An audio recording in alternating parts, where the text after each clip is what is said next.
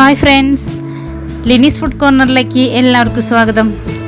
നമ്മളിന്ന് നാടൻ സ്റ്റൈലിലുള്ള ഒരു ചിക്കൻ കറിയാണ് തയ്യാറാക്കാൻ പോകുന്നത്. തേങ്ങാപ്പാലൊക്കെ ഒഴിച്ച് ഗരം മസാലയൊക്കെയാണ് ഇടുന്നത്. ചിക്കൻ മസാല ഞാനിതിൽ യൂസ് ചെയ്തിട്ടില്ല. അപ്പോൾ അതെങ്ങനെയാണെന്ന് നമുക്ക് നോക്കാം.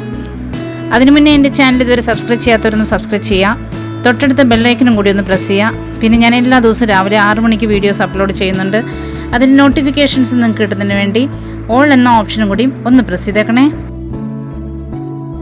അപ്പം നമുക്ക് നാടൻ സ്റ്റൈലിലുള്ള ചിക്കൻ കറി എങ്ങനെയാണ് തയ്യാറാക്കണമെന്ന് ഒന്ന് നോക്കിയിട്ട് വരാം. ഞാനിവിടെ 1.5 കിലോ ചിക്കനാണ് എടുത്തിരിക്കുന്നത്. അപ്പോൾ അത് റെഡിയാക്കാൻ വേണ്ടിയിട്ട് ഒരു ഉരുളി ഞാൻ സ്റ്റൗവിൽ വെച്ചിട്ട് വെളിച്ചെണ്ണ ഒഴിച്ചു കൊടുത്തിട്ടുണ്ട്. ആ വെളിച്ചെണ്ണ ഒന്ന് ചൂടായി വരുമ്പോൾ നമുക്കതിലേക്ക് ആവശ്യത്തിന് വേപ്പില ഇട്ട് കൊടുക്കാം. ഒരു 3-4 പച്ചമുളക് ഇട്ട് കൊടുക്കാം. 1 ടേബിൾ സ്പൂൺ വെളുത്തുള്ളി ചതച്ചിട്ട് കൊടുക്കാം. അതേപോലെ തന്നെ 1 ടേബിൾ സ്പൂൺ ഇഞ്ചി ചതച്ചും കൂടി ഇട്ട് കൊടുക്കാം. എന്നിട്ടൊന്ന് ഇളക്കി ഒന്ന് മൂപ്പിക്കുക. മൂത്ത് വരും അതിലേക്ക് 4 സവാള ഒരു മീഡിയം ടൈപ്പിൽ കട്ട് ചെയ്തിട്ട്, ഒത്തിരി അങ്ങ് വീതി കുറയ്ക്കേണ്ട, അതുപോലെ കട്ട് ചെയ്തിട്ട് ഇതിലേക്ക് ഇട്ട് കൊടുക്കാം. എന്നിട്ട് നല്ലതുപോലെ ഇളക്കി ഒന്ന് വഴറ്റിയെടുക്കാം.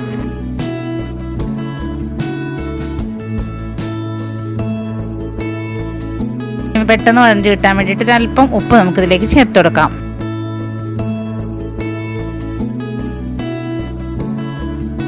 ഇപ്പോൾ ഇത് ലൈറ്റ് ബ്രൗൺ ഷെയ്ഡായി വന്നിട്ടുണ്ട്. ഇതിലേക്ക് നമുക്ക് ഇതിന് വേണ്ട മസാലകൾ ചേർത്ത് കൊടുക്കാം.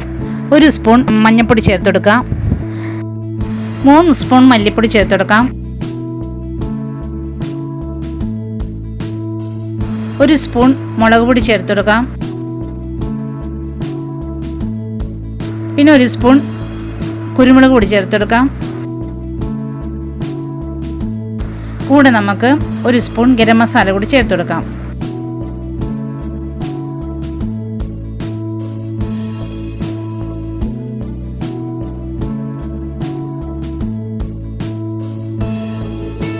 എന്നിട്ട് നല്ലതുപോലെ ഇളക്കി ഒന്ന് മൂപ്പിച്ചെടുക്കാം.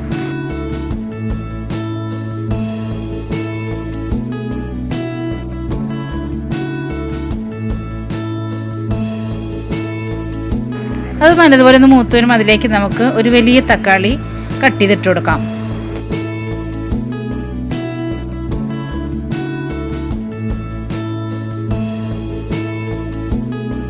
വീണ്ടും ഒന്ന് മൂപ്പിച്ചെടുക്കുക. തക്കാളിയൊക്കെ ഒന്നൊരു സോഫ്റ്റ് ആയി കഴിയുമ്പോൾ അതിലേക്ക് നമുക്ക് 1.5 ഗ്ലാസ് വെള്ളം ഒഴിച്ചു കൊടുക്കാം.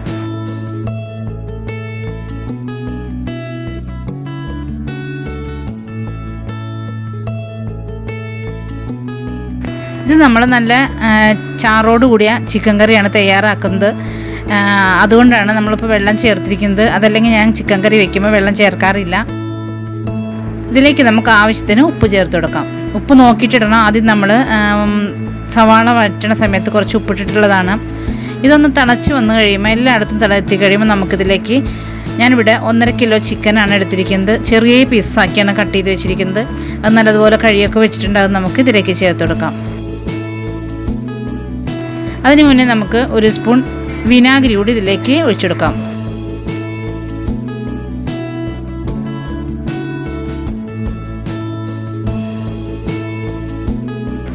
നമ്മളിതിൽ പൊട്ടറ്റോ ഇട്ടാണ് വെക്കുന്നത്. അതുകൊണ്ട് ഒരു 3 പൊട്ടറ്റോ ഞാൻ കട്ട് ചെയ്തിട്ടുണ്ട്. അത് നമുക്ക് ഇതിലേക്ക് ഇട്ട് കൊടുക്കാം. എന്നിട്ട് മൊത്തത്തിലൊന്ന് ഇളക്കി മൂടി വെച്ച് ഫുൾ ഫ്ലെയിമിൽ ഒന്ന് വേവിച്ചെടുക്കാം.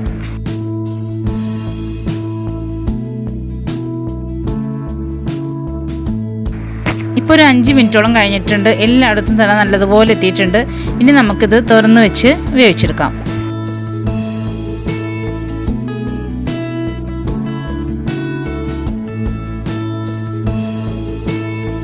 ഇവിടെ ഞാൻ ഒരു തേങ്ങ 1 ഗ്ലാസ് വെള്ളമൊഴിച്ച് അടിച്ചെടുത്തിട്ടുണ്ട്. ആ പാൽ നമുക്കിതിലേക്ക് ചേർത്ത് കൊടുക്കാം.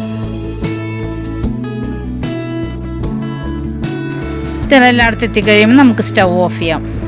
ഈ ചിക്കൻ കറി നമ്മൾ റെഡിയായ ഉടനെ ഉപയോഗിക്കരുത്.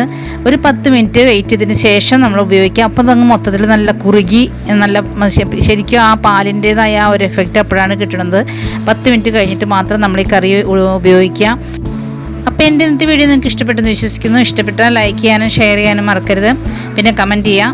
പിന്നെ എൻ്റെ ചാനൽ ഇതുവരെ സബ്സ്ക്രൈബ് ചെയ്യാത്തവരാണെങ്കിൽ ഒന്ന് സബ്സ്ക്രൈബ് ചെയ്തേക്കാം.